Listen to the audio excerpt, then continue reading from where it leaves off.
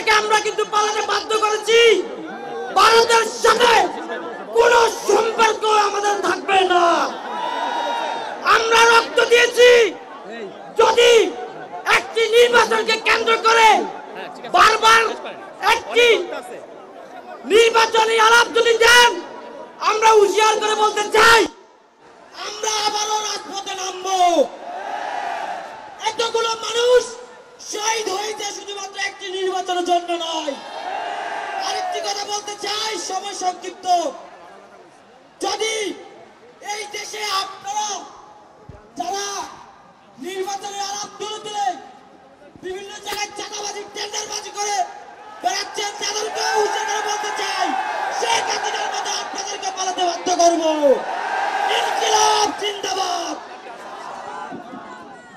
সংগ্রামী ছাত্র জনতা, এই মুহূর্তে আপনাদের সামনে বক্তব্য রাখবেন জুলাই গণ অভ্যুত্থানে আহত